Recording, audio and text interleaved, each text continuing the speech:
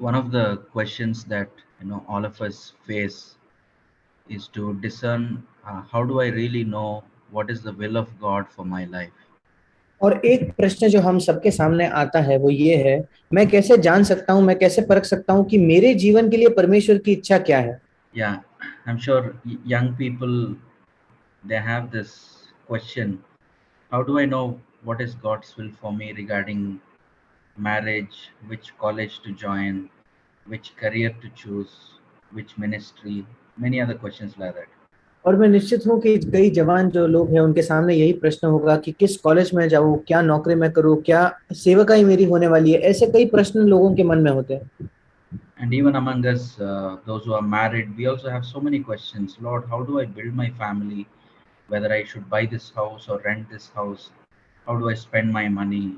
So many questions like that. Lord, what is your will? What is the will of God for my life?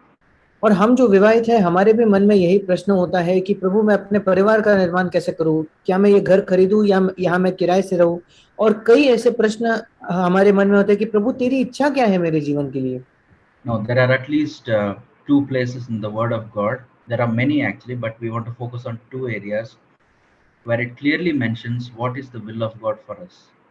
और Bible में दो विशेष वचनों को हम देखेंगे। ऐसे तो कई वचन हैं, बट दो विशेष वचन हैं जहां बिल्कुल स्पष्टता से बयां किया है कि परमेश्वर की हमारे लिए क्या इच्छा है। So, if we believe and do the will of God in these two areas, which we clearly know what is His will, और फिर अगर हम इन दो क्षेत्रों में इन पर विश्वास करके परमेश्वर की इच्छा पूरी करें, जहां हम जानते हैं कि ये परमेश्वर की इच्छा है, I believe the Lord will make sure what is His will in the unknown areas where we don't know. मेरा ये विश्वास है कि परमेश्वर हमारे सामने उन उन क्षेत्रों में भी हमें अपनी इच्छा बताएगा जिन क्षेत्रों के बारे में हम नहीं जानते। So we'll read 1 Thessalonians chapter 5, verse 16 to 18. और पहला थिस्सलुनीकियों उसका 5वां अध्याय 16 से लेकर 18 वचन हम पढ़ेंगे। 1 Thessalonians chapter 5, verses 16 to 18. पहला थिस्सलुनीकियों 5वां अध्याय 16 से लेकर 18 वचन। It says, rejoice always, pray without ceasing, especially verse 18. In everything give thanks, for this is the will of God in Christ Jesus for you. वहां लिखा है, सदा आनंदित रहो, निरंतर प्रार्थना में लगे रहो, और विशेष करके 18 वचन, हर बात में धन्यवाद करो, क्योंकि तुम्हारे लिए मसीह यीशु में परमेश्वर की यही इच्छा है। What is God's will, young people, married people, for us? और परमेश्वर की हमारे लिए क्या इच्छा है, हम जो जवान हैं, हम जो विवाहित हैं, हमारे लिए क्या इच्छा है। In everything give thanks. सारी बातों में, सब बातों में धन्यवाद करो। No grumbling, no complaining. और कोई कुड़कुड़ाना नहीं, कोई शिकायत करना नहीं। That is God's will for us. ये परमेश्वर की हमारे लिए इच्छा है। And the second area is the previous chapter, 1 Thessalonians chapter 4, verse 3. और दूसरा क्षेत्र ये है, पहला थिस्सलुनीकियों उसका 4वां अध्याय उसका 3रा वचन। There you read those same words again. This is the will of God, your sanctification. Sanctification is holiness, purity, that you abstain from sexual immorality. और वहां हम फिर से ये इन्हीं शब्दों को पढ़ते हैं, क्योंकि परमेश्वर की इच्छा ये है कि तुम पवित्र बनो, अर्थात व्यभिचार से बचे रहो। Yeah, just think of these two areas और इन दो क्षेत्रों के बारे में सोचें, where we clearly know what is God's will for our life, for every child of God. जहां हम बिल्कुल स्पष्टता से जानते हैं कि परमेश्वर की हमारे जीवन के लिए क्या इच्छा है, परमेश्वर के हर एक संतान के लिए। To always be thankful in every circumstance. कि हम निरंतर धन्यवादी बने रहे हर एक परिस्थिति में। To do all things, like Paul told the Philippian Christians, to do all things without disputing and without complaining, so that we can shine as lights to the world. कि हम सारी बातें, जैसे पौलुस ने फिलिपियों को बताया था, कि सारी बातें हम बिना कुड़कुड़ाए और बिना विवाद के किए करें, ताकि हम इस संसार में ज्योति के समान चमके। That is the first area. ये पहला क्षेत्र है। And second area is the will of God is that we all live in sexual purity. और दूसरा क्षेत्र यह है कि हम सब यौन क्षेत्र के संबंध में शुद्धता में या पवित्रता में जिए। Many times we think it is the young people who need to be pure in the sexual area, but we कई बार married people, we also need to be even more be careful. कई बार हम सोचते हैं कि वो जवान लोग हैं जिनको यौन क्षेत्र में शुद्ध होने की आवश्यकता है, पर हम जो विवाहित हैं हमें उनसे भी ज्यादा सतर्क होने की जरूरत है। You know, in the Word of God, we see married people like Samson and David falling miserably in the sexual area, but we see young unmarried people like Joseph who kept themselves pure and lived a overcoming life. हम परमेश्वर के वचन में देखते हैं शमशोन और दाऊद जैसे विवाहित लोग जो इस यौन क्षेत्र में बहुत बुरी तरीके से असफल हो गए। उसी समय हम यूसुफ जैसे जवान लोग देखते हैं जिन्होंने अपने आप को शुद्ध रखकर एक जयवंत जीवन वो जी रहे थे। Yeah, I believe young people, especially, if we do the will of God in these two areas, being thankful and seeking the Lord to be pure in the sexual area, I believe God will lead you in the unknown areas like marriage, career, which city to live, what ministry, that the Lord will take care. You don't have to worry. और मेरा विश्वास है विशेषकर जवानों के लिए, अगर इन दो क्षेत्रों में हम परमेश्वर की इच्छा के अनुसार जिए तो मतलब सारी बातों में प्रभु को धन्यवाद देना और इस यौन क्षेत्र में परमेश्वर को खोजना कि वो हमारी सहायता करे पवित्र रहने में। तो जो अनजान क्षेत्र है हमारे जीवन के, हमारा विवाह, कि हमें कौन सी नौकरी करनी है, कौन सा काम हमें करना है, किस शहर में जीना है, इन सारी चीजों में प्रभु हमें चलाएगा।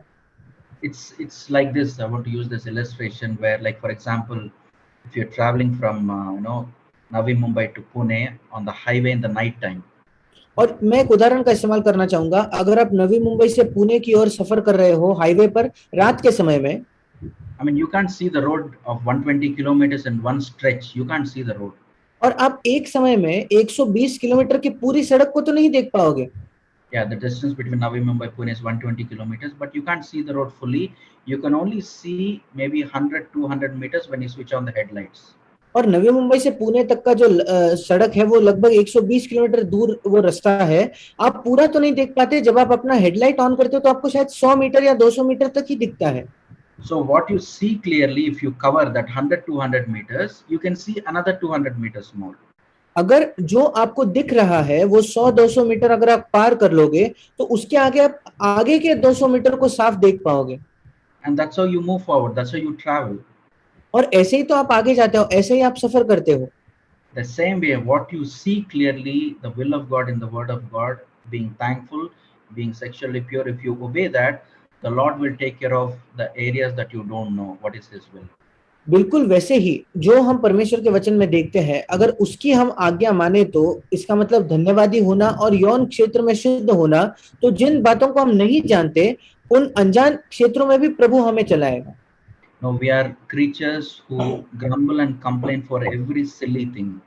और हम ऐसे प्राणी हैं जो हर एक छोटे से छोटे मूर्ख बात के लिए कुड़कुड़ाते हैं, शिकायत करते हैं। The reason we grumble and complain is because we are not content. हम कुड़कुड़ाते हैं, शिकायत करते हैं, उसका कारण ये होता है कि हम संतुष्ट नहीं होते। Paul, the great man of God, he said that he had to learn what is the secret of being content, whether I'm well fed or hungry, it doesn't make a difference. I'm content in every circumstance. और पौलुस जो था, जो परमेश्वर का महान व्यक्ति था, उसने कहा था कि मैं इस रहस्य को सीख गया हूं कि चाहे मैं भरपूर मुझे भोजन मिले या मैं भूखा रहूं, मैं सीख गया हूं क्या रहस्य है संतुष्ट होने का। If the great man of God Paul said that he had to learn, how much more we need to learn what it means to be content.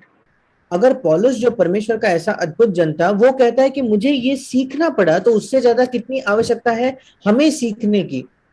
If we are content, we will always be thankful in every circumstance. अगर हम संतुष्ट हुए तो प्रत्येक परिस्थिति में हम धन्यवादी होंगे।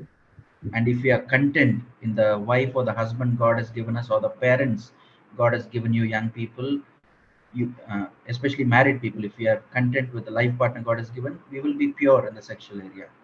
और अगर हम संतुष्ट हुए उस पति या उस पत्नी के साथ जैसे परमेश्वर ने हमें दिया, या जवानों के लिए माता पिता के साथ जो परमेश्वर ने हमें दिए, विशेषकर विवाहित लोगों के लिए अगर हम अपने जीवन साथी के साथ संतुष्ट हुए तो फिर हम अपने आप को शुद्ध रख पाएंगे। So these two sins, sexual immorality and grumbling, they have a close connection. और ये जो दो पाप है ना कि यौन क्षेत्र में अशुद्धता और कुड़कुड़ाना, इन दोनों के बीच में एक संबंध है। That is not my opinion. We see in the Word of God in 1 Corinthians chapter 10 verse 8 and 10. और ये मेरी राय नहीं है, बल्कि हम परमेश्वर के वचन में देखते हैं, पहला कुरिन्थियों उसका 10वां अध्याय उसका 8 और 10 वचन। Yeah, 1 Corinthians chapter 10 verse 8, we read that Paul is telling the Corinthian Christians, we should not commit sexual immorality. और पहले कुरिन्थियों 10वें अध्याय में 10वें अध्याय के 8वें वचन में पौलुस कुरिन्थियों के विश्वासियों से कहता है, और हम न व्यभिचार करें। Yeah, there he mentioned about sexual sin. वहां वो यौन क्षेत्र के पाप के विषय में बताता है। And verse 10, 2 verses later, he mentioned about grumbling. Do not grumble as some of them did and were killed by the destroying angel. और 10वें वचन से आगे वो कुड़कुड़ाने के विषय में कहता है कि और न तुम कुड़कुड़ाओ जिस रीति से उनमें से कितने कुड़कुड़ाए और नष्ट करने वाले के द्वारा नष्ट किए गए। You see the connection between sexual sin and grumbling? क्या आप यौन पाप और कुड़कुड़ाने के बीच के संबंध को देख पाते हो क्या? And verse 11, what did he say?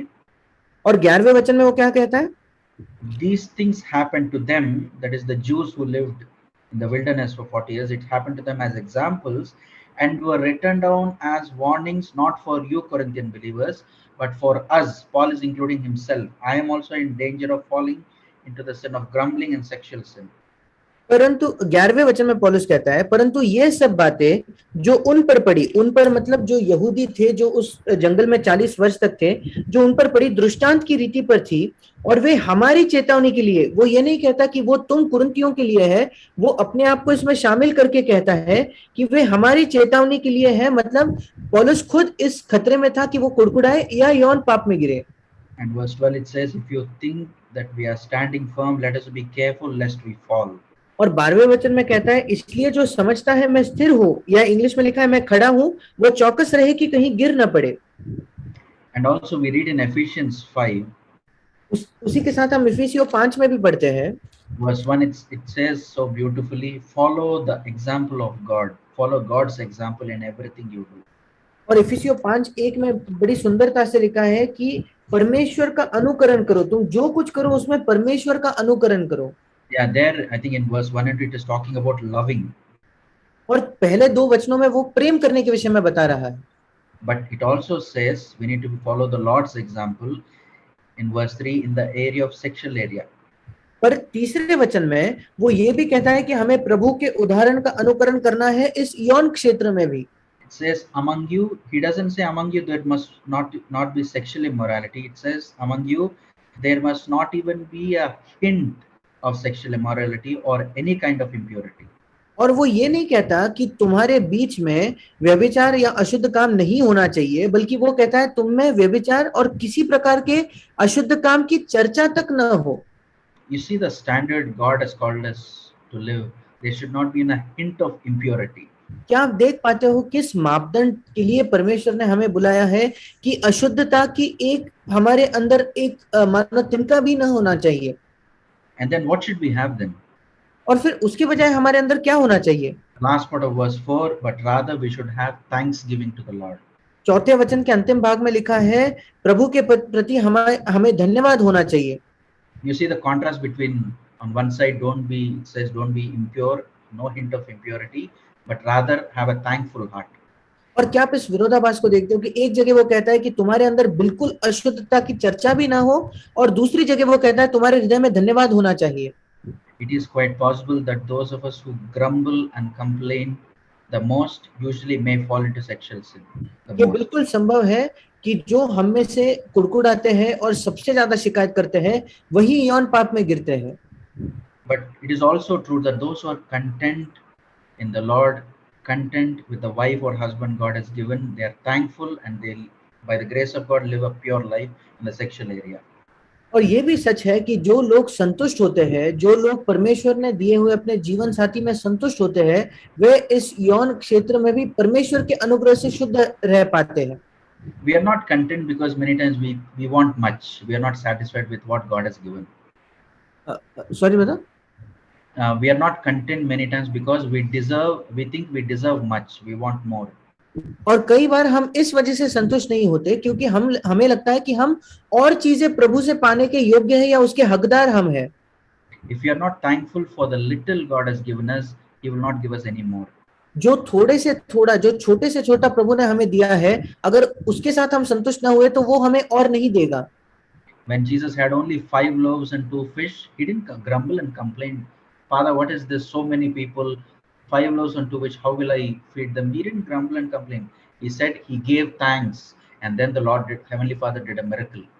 और जब यीशु मसीह के पास 5 रोटी और 2 मछलियां थे, जबकि सामने 5,000 लोग थे, तो उसने कुड़कुड़ाया नहीं कि हे पिता, मेरे सामने कितने लोग हैं और मैं इतने में से कैसे उन्हें खिलाऊं। उसने जो था उसी के बारे में धन्यवाद दिया और फिर परमेश्वर ने वहां एक चमत्कार किया।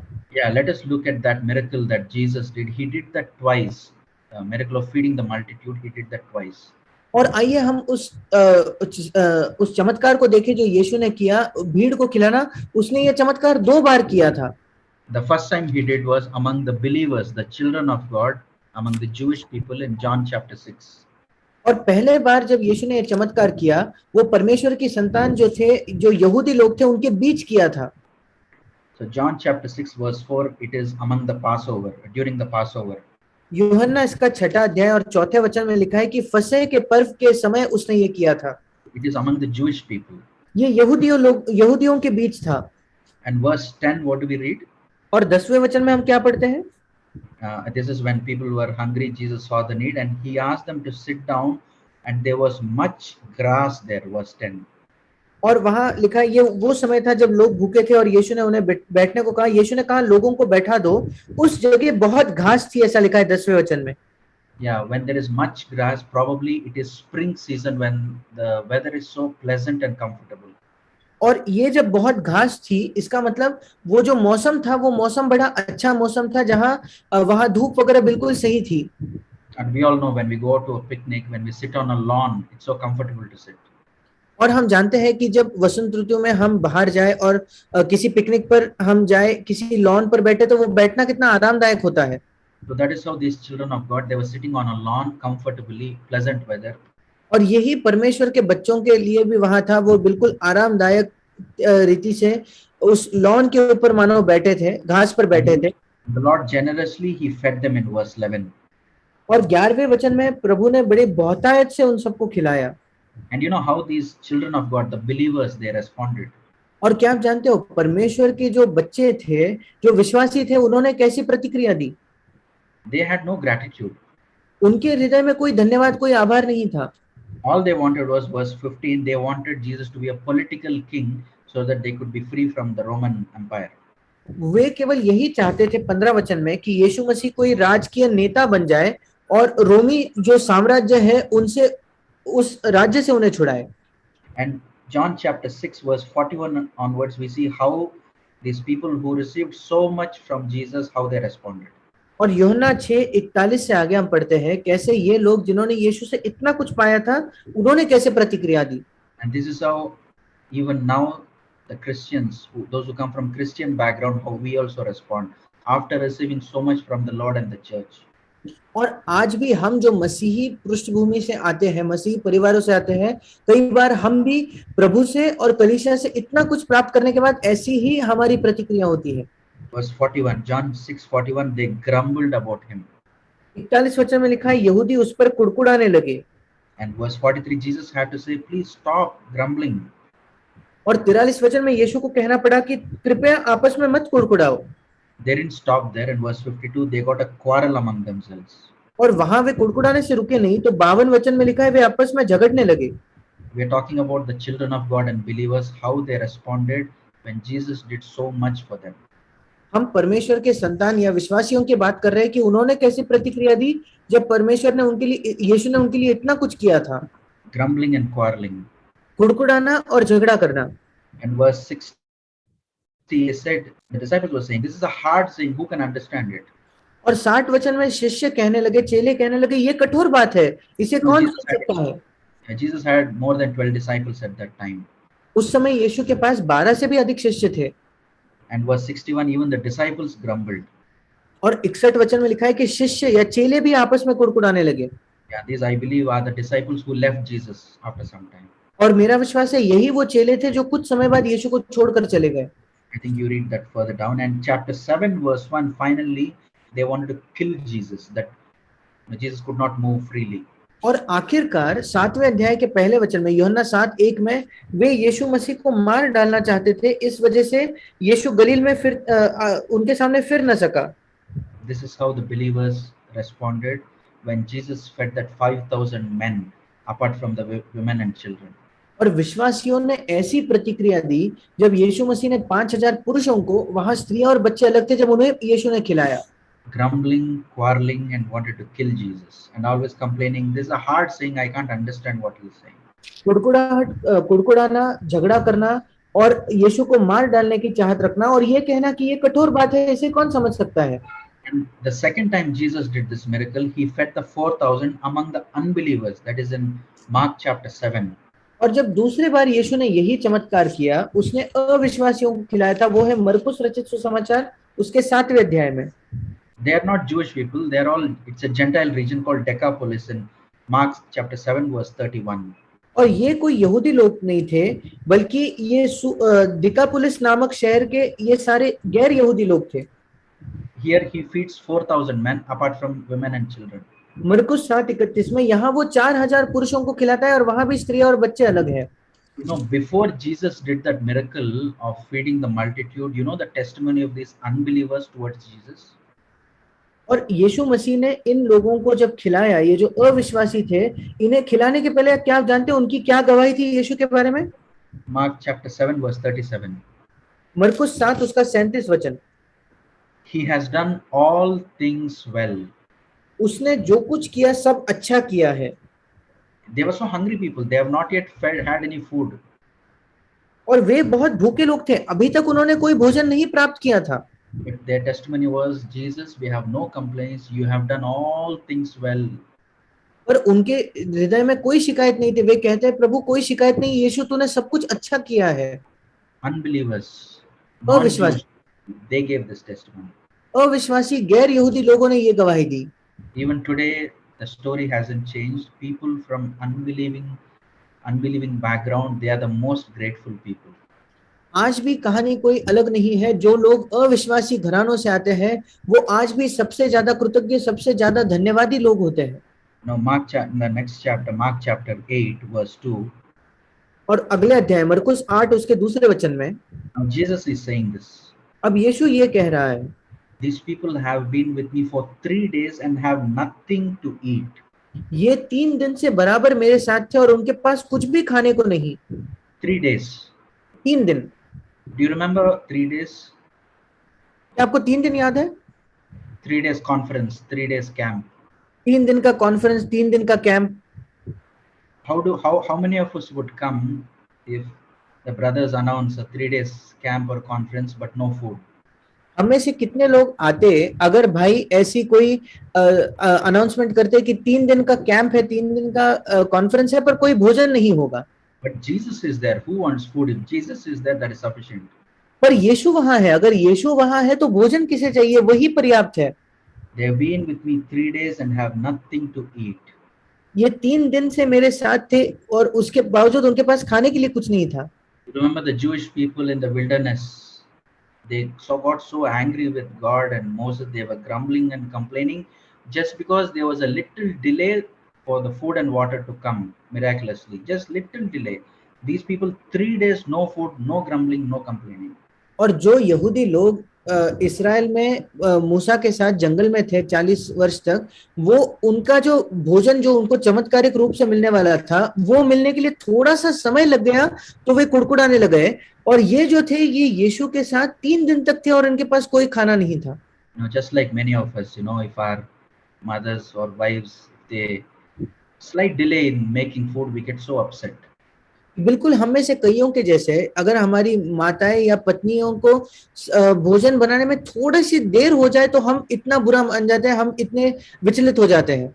Now these unbelievers, where did they get that attitude, that spirit of no complaining when 3 days no food? और ये जो अविश्वासी थे, इनके बीच में ये रवैया कहाँ से आया कि 3 दिन भोजन न होकर भी उन्होंने कोई शिकायत नहीं की? You remember Jesus when he was a 12-year-old boy. He was away from the family for 3 days. We don't know who fed him. और क्या आपको याद है यीशु मसीह जब छोटा लड़का था, वो 3 दिन अपने परिवार से दूर था, हम नहीं जानते उसे उस समय किसने खिलाया होगा। And Jesus as a 12-year-old boy, he didn't complain against Mary. और यीशु मसीह जो 12 वर्ष का लड़का था, उसने मरियम के खिलाफ कोई शिकायत नहीं की थी। No, these unbelievers, when they spent time with Jesus for 3 days, They imbibed the same spirit and they forgot about food. They were so taken up with the Lord. और ये अविश्वासी जब इन्होंने यीशु के साथ समय बिताया तो यीशु की उसी आत्मा को उन्होंने ग्रहण किया और वे भोजन के बारे में पूरी तरीके से भूल गए। वे प्रभु में ही इतना मानो खो गए थे। And verse 3, what do we read? और तीसरे वचन में हम क्या पढ़ते हैं? These unbelievers traveled a long distance to meet Jesus.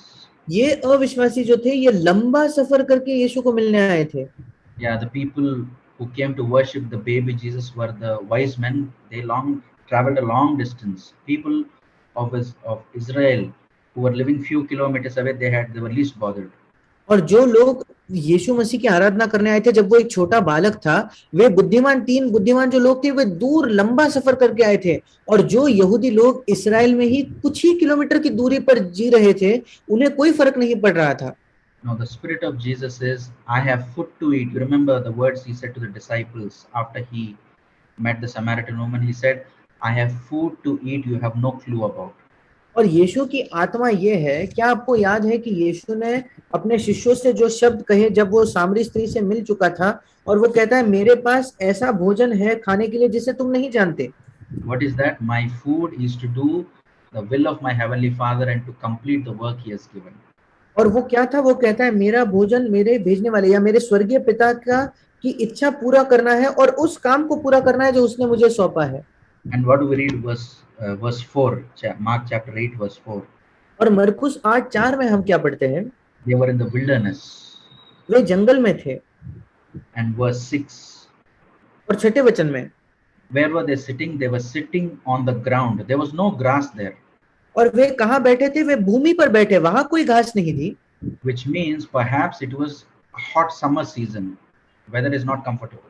और वे जमीन पर बैठे थे, इसका मतलब शायद तब बहुत तेज गर्मी होगी, वहां का जो तापमान है वो भी बहुत आरामदायक नहीं होगा।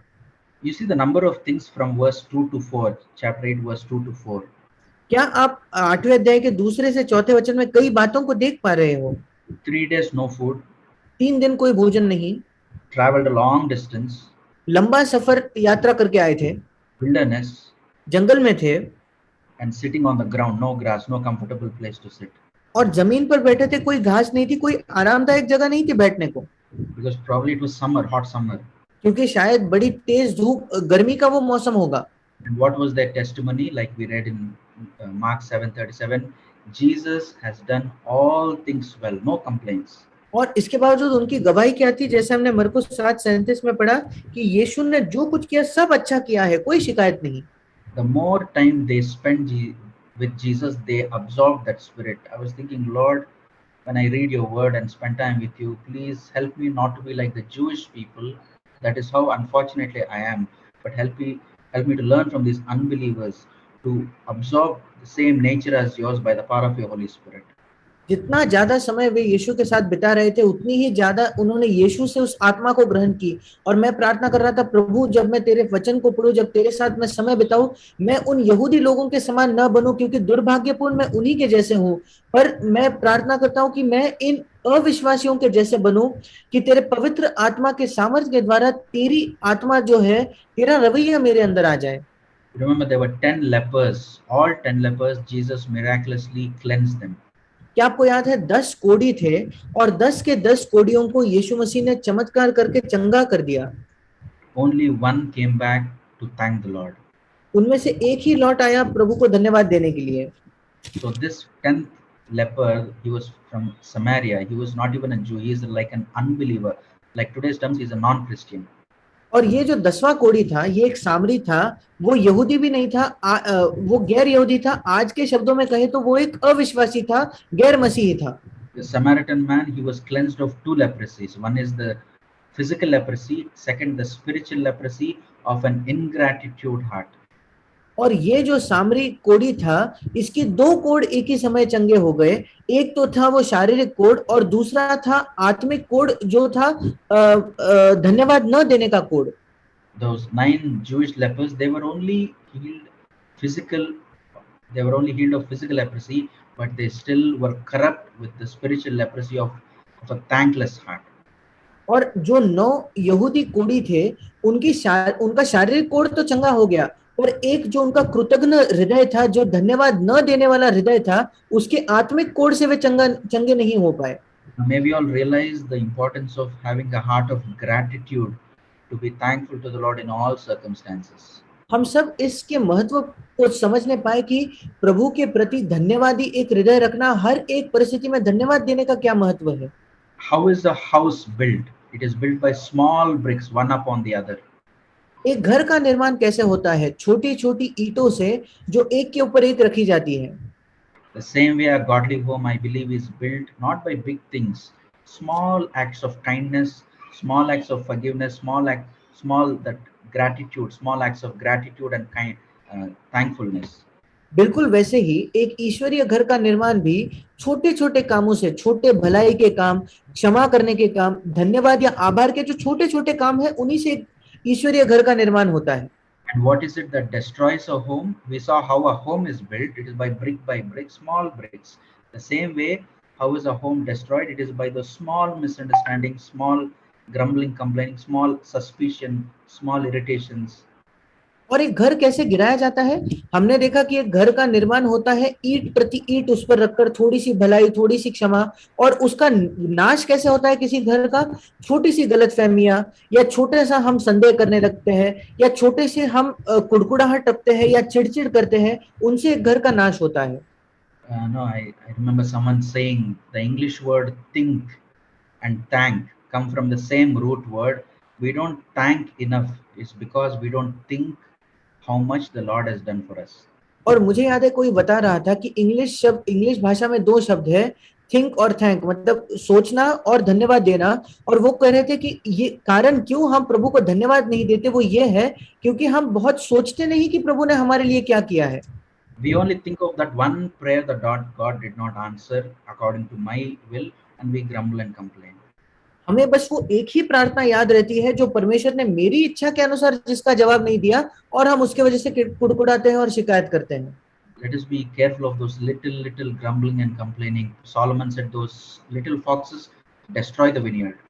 और हम सतर्क रहे उस छोटे छोटे कुड़कुड़ाहट और शिकायत के बारे में। जैसे सुलेमान ने कहा था कि वो जो छोटी लोमड़ियां है वो पूरे बाड़ी को बिगाड़ देती है। In Ephesians 5 we read, before he talks about a family life, Paul said in Ephesians 5:18, the secret is to be filled with the Holy Spirit. और इफिसियों 5 में हम जानते हैं पौलुस ने पारिवारिक जीवन के विषय में कुछ भी कहने से पहले उसने कहा, इफिसियों 5:18 में, रहस्य यह है कि हम पवित्र आत्मा से परिपूर्ण हो जाए। Continuously being filled with the Holy Spirit. निरंतर पवित्र आत्मा से परिपूर्ण होना। The result of that is verse 19, we'll be speaking to one another.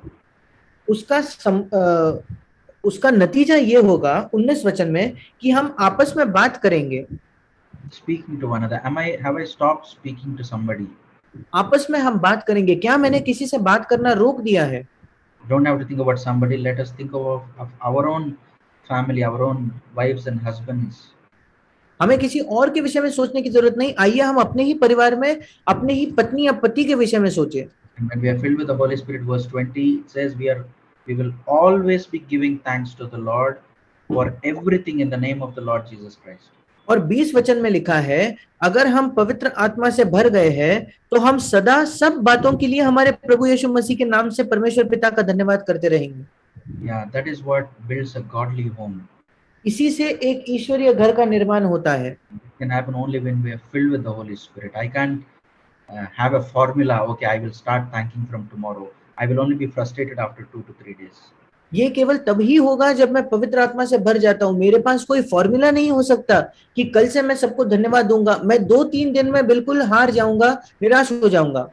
And the second area we want to see, first area we saw the will of God is to be thankful in all things. दूसरा क्षेत्र जो पहला क्षेत्र हमने देखा कि प्रभु के प्रति सब बातों में, सारी परिस्थितियों में धन्यवादी होना। In second area, the will of God is to be pure in the sexual area. We will read from 2 Samuel verse chapter 11. और दूसरा क्षेत्र जो है वो है यौन क्षेत्र में शुद्ध होना। हम पढ़ेंगे दूसरा शमूएल उसका 11वां अध्याय। 2 Samuel chapter 11 verse 1. दूसरा शमूएल 11वां अध्याय पहला वचन।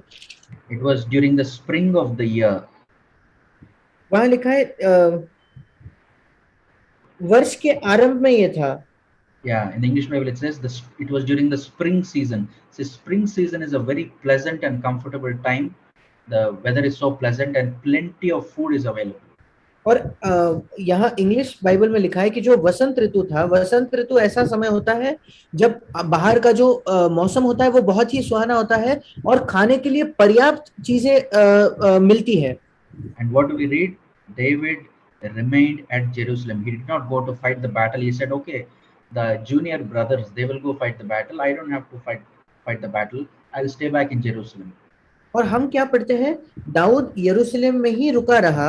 उसने सोचा, वो युद्ध लड़ने नहीं गया, उसने सोचा कि जो कनिष्ठ भाई है उन्हें जाकर लड़ने दो, मुझे जाकर लड़ने की कोई आवश्यकता नहीं, मैं पीछे रहूंगा। Now, when David was running from cave to cave, when Saul was chasing, when David was a young man, he was much safer. Now he has become a king. He doesn't have to do everything. There are other brothers who do many things. He was sitting back and relaxing. जब दाऊद जवान था और जब शाऊल उसका पीछा कर रहा था, जब एक गुफा से दूसरी गुफा में उसे भागना पड़ रहा था, तब दाऊद बिल्कुल सुरक्षित था। पर अब वो एक राजा बन चुका है, उसके लिए काम करने के लिए उसके दूसरे भाई है, अब वो खतरे में है। Last part of verse 1, he remained at Jerusalem. पहले वचन के अंतिम भाग में लिखा है, परंतु दाऊद यरूशलेम में रह गया। Do you know, we read those same words about Jesus as a 12-year-old boy when Joseph and Mary by mistake they forgot. We read those same words. Jesus also lingered back. He stayed back in Jerusalem. यही शब्द हम यीशु के बारे में भी पढ़ते हैं। जब यूसुफ और मरियम उसके विषय में भूल गए और वे आगे गए, तो यीशु मसीह पीछे यरूशलेम में ही रुक गया। But what did Jesus do? तो यीशु ने क्या किया? When he stayed back in Jerusalem, Jesus did not go around playing the fool and flirting with other girls. It says Jesus was sitting and listening to the word of God. जब यीशु मसीह पीछे रह गया था 12 वर्ष की उम्र में, वो जाकर कोई बाकी लड़कियों से बात करके ऐसा नहीं कर रहा था, बल्कि वो, वहां लिखा है कि वो बैठकर परमेश्वर के वचन से सुन रहा था। That is what David should have done. He should have been sitting there and listening to the word of God or praying. वही दाऊद को करना चाहिए था, उसे वहां बैठना चाहिए था, परमेश्वर के वचन को सुनना चाहिए था या प्रार्थना करना चाहिए था। But verse 2, what do we read? He was rolling, he was sleeping, he was rolling on the bed. पर दूसरे वचन में हम क्या पढ़ते हैं कि वो सो रहा था, वो पलंग पर ही लेटा हुआ था। No, one of the Psalms, I think when David was young, when he was being persecuted, he wrote in Psalm 63. और किसी एक भजन में मुझे याद है कि जब दाऊद जवान था तो भजन 63 में वो लिखता है। It's a lovely psalm. वो एक अद्भुत ऐसा भजन है। Psalm 63 verse 5 and 6, it says, I am satisfied and I am joyful when I, Lord, meditate on you when I'm lying on the bed in the night time. भजन 63 उसके 5वें और 6ठे वचन में वो कहता है कि प्रभु, मैं तृप्त हूँ, मैं संतुष्ट हूँ, जब रात के समय मैं अपने बिछौने पर पड़ा तेरा स्मरण करता हूँ। When he's lying on the bed as a young man, he's meditating on the Lord and say, Lord, that is my joy, meditating and remembering you, Lord. जब वो जवान था, वो प्रभु से कहता है कि प्रभु, मैं अपने बिछौने पर पड़े तेरा स्मरण करता हूँ, तेरा ध्यान करता हूँ, यही मेरा आनंद है। When he said my bed, he didn't have a physical bed. He wrote Psalm 63 when he was in the wilderness. Ground was his bed and probably some stone was his pillow. और जब दाऊद यहाँ बिछौने की बात कर रहा है तो उसके पास कोई लेटने के लिए जगह नहीं थी। वो तो जवान था, वो बाहर जंगल में होता होगा, शायद वो जमीन पर सो रहा था और किसी पत्थर को अपने तकिए के समान इस्तेमाल कर रहा होगा। And from that place, how he fell in verse 2, he got up from his bed. और इस स्थान से, भजन 63 के स्थान से, दूसरा शमूएल उसके 11:2 में हम देखते हैं कैसे दाऊद गिर गया। यहाँ लिखा है कि वो अपने पलंग पर से उठकर, And what did he do? He went for a walk, evening walk. और उसने क्या किया, वो छत पर टहल करने के लिए निकला शाम को। And now a neighbor's wife to him is more beautiful than the beauty of God. और अब एक पड़ोसी की जो पत्नी है, उसकी सुंदरता परमेश्वर की सुंदरता से भी उसे ज्यादा मनोहर मालूम पड़ती है। Why? क्यों? Because he lost that contentment in God. क्योंकि परमेश्वर में जो संतुष्टि या तृप्ति उसकी थी, उसे वो खो बैठा था। How do we know whether we have lost contentment in God? हम कैसे जान सकते हैं कि हम परमेश्वर में संतुष्ट होना उसे हमने खो दिया है क्या? We will lose contentment in our wives and husbands. हम अपने पत्नी या अपने पति में संतुष्ट होना या तृप्त होना खो देंगे।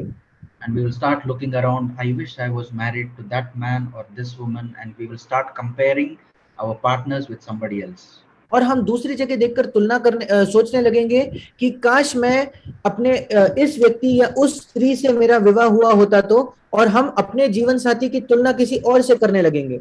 When David was lying on the bed for a long time, the defeat and impurity already started in his mind for many days, many months probably. और जब दाऊद यहाँ बैठकर ये सब सोच रहा था, अपने पलंग से जब वो उठा था, शायद जो अशुद्धता थी उसके मन में कई महीनों पहले उसके मन में शुरू हो गई होगी।